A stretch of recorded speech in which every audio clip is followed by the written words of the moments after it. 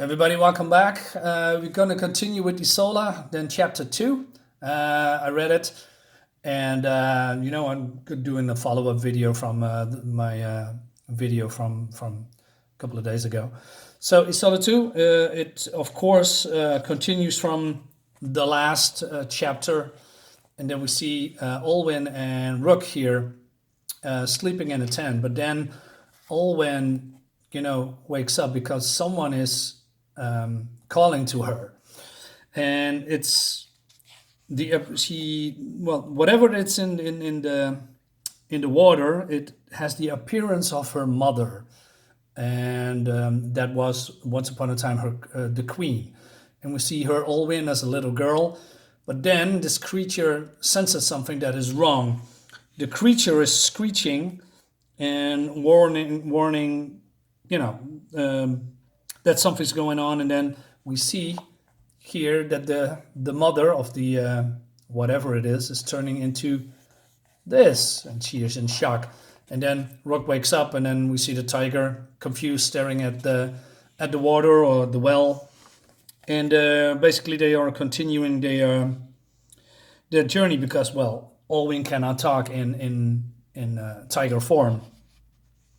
So what's going to happen is that they are searching for food and etc. They're still going to ISOLA, or the place that, well, they need to go there. They're on a secret mission, and because, well, something could happen there that Olwen can turn back into human form, because he has been cursed, transformed by her brother who is dead. Rook killed him in the last episodes. So we see a beautiful shot. It's a splash-based one, not really splash, but it's a nice, great shot of a village and a camp, basically. And Rook says, hey, this is one of us. I can sneak into and get some supplies and rations. And so she is doing that, but then she is getting caught or something by by this guy. And this guy says, hey, there's something different about you. And then he offers her a cup of coffee. You're the only one without a cup of Jenny's brew. Good, right? And then he drinks it. I have to mention the world a little bit, the creatures and the designs. I can come back to it later, but why not? We can do it now. Like I said in my last videos, there's a lot of European feel in here. And there's some things that I don't like and some things I do like, let's say the armor of Rook. It's not really different or special, but I love the visor. It has a slit here and then opened up when you can see her eye. It's really cool done. It's a nice touch. What I don't like is, well, maybe I'm a little bit nitpicky, but if you do a European style comic book, right, for the American market or in general, you can do whatever you want, because there's creatures in here that is not normal creatures. They are outlandish. They are different. But at the same time, you have a tiger as a companion with neon colors. So why not? And then for me, is that a little bit, safe? Why use a tiger? Why not use a tiger-like creature? You could, change. Oh, I don't know. Just from the top of my head, you could, raise her ears a little bit more. Maybe she has a long beard-like features. Maybe some fur around her foot, or maybe two tails, or maybe some weird textures on her skin. Maybe some different eyes. I just, do something like the top of my head. But no, it's just a tiger. It looks like a tiger. It has the features of a tiger, but just with neon colors, with the blues and etc. So I think, why not go all out? This is a fantasy book. You can, just with Reborn with Greg Capullo and Mark Millar, they have creatures in there, like a dragon with a lion's head, and you are in a fantasy setting. Why not do different, things that people are not familiar with? Surprise them. So While I think Reborn was a little bit too safe for my side, this is when it comes to creature design of the main creature. It's not really why a tiger. I don't know, but that is just my pickiness, I believe. Overall, the book is still gorgeous. The visuals are really cool. As you can see here, the colors are amazing, beautifully done. And like I said, story, it's a slow burn, and there's nothing wrong with that. And it tells a story, but it's more like visual storytelling. Like here, there's not a lot of dialogue in every page. And I like that because you can absorb that all. You can just go, they're going down, and then we have a splash page that is not, unfortunately, all too, spectacular. Because if I do well, not me, but if I wanted to, I'm saying that wrong. If you do in a splash page, make it visual impressive. And you can say, well, looks good, right? Yeah, it does. But why do a double spread? Why do not, a panel, or maybe just one, and then, crop it a little bit down? Because here you just see a grotto, and here's a face of a statue, but you can't see it because it's a trade paperback.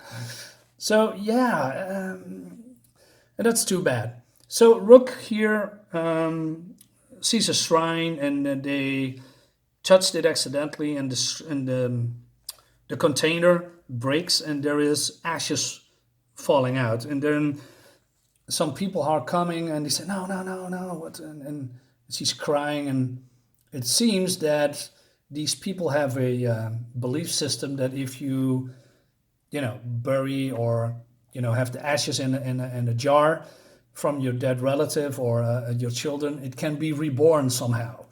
And she broke that, and now it's too late, and now that child cannot come back. So, but they realized that Rook and the tiger did not do it deliberately, and said, hey, why don't you come with us, and you can stay for a while. And they do that. But then we see some rose petals here, and the tiger looks at it. And this woman explains that only pure of heart can enter the compound, or the city, or whatever, where they are. And if you are evil, you cannot traverse it. And well, she passes the test basically, and they have a chat. And it seems that they are a small group of people, and they are looking for the children, because the children are being kidnapped by someone, and someone transforms them into beasts. And when you go back to ISOLA chapter of in volume 1, there you see that, in my review, that there are a lot of people with fox's heads, or different, or wolf's heads. And I'm not sure if that's a part of the world that they are living, or that someone else is transforming them into half beasts. That's not really clear for me. So there's a children missing, and they find a wolf kid with human form, and they think that's one of them, and they need to perform a ritual to find out if that's true. And if that's not true, then this creature dies. But you don't really see it. But they have a certain ritual. So all cool and well. Then what happens, that Rook is, going on the way, and then something happens, because we see here that people are shouting, and then out of nowhere, this happens. So this is a creature, you don't see it very well, but it apparently is a very big bird flying over, and people are fleeing. And so Rook and Olwen hides, and they are safe. But then later, Rook is getting sick for unknown reasons. She's got a fever, and then they meet a woman here. She's trading some ingredients with a trader, and then the tiger Olwen looks at the creature on the neck, and the creature apparently says, help us, with the red eyes. So what's going on? Well, I don't know. So the girl takes on Rook and Olwyn into her house and said, you know what, don't worry, we're gonna help her. I'm gonna make her better, and she's doing everything what she can to help. Well, those two, but also a new problem arises for me anyway, because is a transition to a dream-like stage storytelling that I don't know. Hey, if this part of the story, or is this the dream state that they are in? For instance, so the tiger is investigating, and he is going, or she is going outside. There are some vines on her legs pulling her down. The crow screams, and then the next day, yeah, it's perfectly fine, nothing wrong. Could that be a dream? I don't know, but it's not really, Um, it's hard to see the difference when there is a dream state or an illusion or whatever. So I'm not sure what's going on, and that it doesn't really get explained too. But the tiger senses something off with this woman, because it appears that she is drugging Rook because he wants to be with her for whatever reason. And the tiger is suspicious, Olwyn is suspicious, and she sees that this woman is making potions, brewing, and we see all these creatures here in the cages. And this woman's called, let me double check because I forget the name. It's also outlandish. Let me double check. Just give me a second. She's called Milus, something like that. But yeah, so there is some shenanigans going on, and the tiger growls at her, and then we see here that she's manipulating Rook, and she said, "Oh, maybe the tiger should go outside. You know, this is not a place for a tiger. It needs to go outside." And Rook says, "Yes, I agree." So yeah, planting some seeds here, and we see a beautiful shot of Olwyn, staying outside in the rain. But things are getting worse, because we see here a field with crops that are not good, and then we see the illusion that Rook is eating, and then she sees, well, this is not going on. This is all rotten. And no, and it says the woman said, "No, let's go inside. I'm gonna give you another brew, and then it's all be fine." So it all continues, and then something is happening again.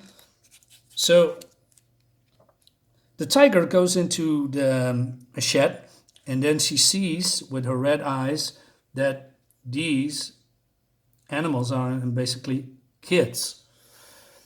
I'm not sure what the whole deal is with the red eyes. I mean, we are now 10 issues in total, and it's still not explained why she's seeing that, or how she's seeing that, or what the purpose is. But she's seeing every time her eyes is red, something is happening. So then the other woman who manipulates the whole thing is revealed that she's a witch. And she finds out that Olwyn is here, wants to kill her. And then, but she's getting attacked by that other creature from in the beginning, in the water. This one here. So there is some shenanigans here. And the witch escapes, and then the creature turns into her mother. And they are saying, "Well, you told me to leave. You said I make the whole quarry sick. You called me unholy." But then the witch trapped this apparition of creature, or maybe the mother. I believe the creature transforms into what people desire. Not entirely sure, but that is what I'm getting from the whole visual standpoint. So the animals are getting loose, and the tiger runs off with the animals. But then the witch is transforming as well. She's getting sick. She's getting more arms. She has 4 arms now. She kills the creature with still the visuals of her mother, I presume. She cooks all the meat and drinks the meat. And we see here that the children are getting reversed back half into kids again. And then the tigers arrive into the village, and they are still suspicious about the tiger and said, "Give us the kids and get out of here." So there's some tension here, very cool. And the witch drinks the the flesh and blood and the ingredients into, and then something happens, and that is what with the dream state again, because I cannot differentiate what's going on. So we see here Rook in fully clothes, and then we see here Olwen in her human form. Skip a few pages. It's beautiful. Come on, see this. This is beautiful. It looks really great.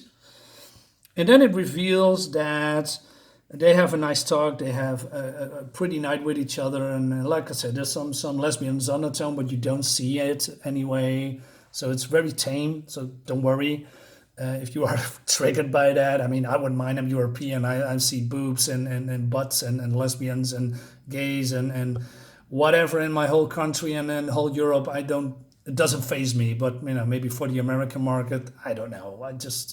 Everything needs to be censored. But maybe it's a deliberate choice, and that's okay. I mean, this could be, and this is a book for all ages. I get that's why no sexual things are happening, but you can show a kiss. I mean, this is the last year. Well, it's not the last book, but from the last chapter. They started to kiss each other, but you don't see it. They have just a nice night, and why not go all out? Just kiss her. What's the big deal, right? Okay, but moving on. So it seems that Olwen reveals that her mother killed the mother of Rook somehow, and we see a flashback how it all happened when they were younger, and she didn't remember that at all. But we see here the friendship and the connection that they have from the beginning when they are younger, which is really nice. So moving on a little bit, then something weird is happening. Out of nowhere, this tiger comes. But how is that possible? Because Olwen and the tiger are one and the same. But it appears that the witch somehow took the appearance of Olwen. Not sure how she did that or how she knew how Olwen looks like. But not only that, it reveals that the creature, that she drank is in the witch. So there's a two combo here. So I'm not sure what is going on and why she has the appearance of Olwen. What's the reason for that? I don't know. Maybe it's just plot related. But it's not revealed why it's going on. But it's convenient. So they have a battle. Rook helps, ties, cuts the back of the witch. The monster was in shock because it reveals that she is, turning into the mother of Olwen again. Goes back to the body of the witch, and that's that. And when we see that there are memories jumbled in her head because she's confused. What am I doing here? This is not what I want. She just wants the love of Rook. And Rook says, well, you are not the real Olwen. I cannot give you my love. But then when it comes to plot, it reveals that, hey, maybe we can use the situation that you, you go to the camp, you are Olwen, you are say that you are back and that you are found again, the war is over, the camp where the soldiers can retreat, and then we go to ISOLA and cure the real Olwen from tiger to woman or to queen. So the imposter is going to the camp and say, hey, let's go back to Mar and all is well. But then, out of nowhere, the bird returns. And then there's something that I really hate. Ta-da! We have this. So for whatever reason, something happens in the camp and we are not allowed to see that. Why? Why not? It's ridiculous. So I believe there is something bad is going on, but for me, it's wasted pages. It's also a double spread. I'm not sure why. Why not, use a small panel again with black and then continue the story? Why waste 2 pages? Because there's no sound effect. There's nothing. I mean, it's the same if you are 12-year-old and you looking maybe probably for a first time a horror movie or a creepy movie or something like that, and then you put your eyes in front of your eyes and then it's black. I mean, if that's what they wanted to do, they are failed miserably. I mean, why not show it? Why not show it that the bird is attacking the camp and there is some shit going on? because that is exactly what happened. So this is the result. Everyone is dead, including the witch, who, the imposter. And Rook and the tiger decides, you know what, there's nothing we can do. Let's continue our way. And that is it for this book. But there's also some nice cliffhanger at the end where, well, I'm not going to spoil it. You have to watch it yourself, because, even though I have some complaints about it, it's still a great book. It's still nice, looks great, beautiful covers, by the way. Again, alternate covers from cover A and cover B. This looks really good, very nicely done. This is the witch with 4 arms. I still recommend it. There's some fun things at the end also, because the creator said, hey, let's do it behind the scenes. So they do a cartoon style, and they explain from A to Z how the process is going, with the script, with creating, with the art, and how the art is going through. They work in Clip Studio Paint, and then the art goes to the layout, and then the layout goes to coloring, etc. And which is really cool done. And we see some examples from black and white to coloring, and with different, using of colors and opacity, etc. Really coolly done. I really enjoyed that format. And of course there will be a sequel, and I'm going to pick that up, because even though, listen, this is a slow burn, but it's interesting enough for me to keep going, because I really want to know what's going on. And it pulls me in a very good way, although, like, again, it can be confusing sometimes. So yeah, ISOLA chapter 2, worth picking up along with chapter 1. So this is my review. Thanks for watching. Like, subscribe. Again, I'm saying that every time, but yeah, I have to promote myself a little bit more. Subscribe to my videos, and I'll see you next time. And back BLACKHART Manor on Indiegogo. Thanks.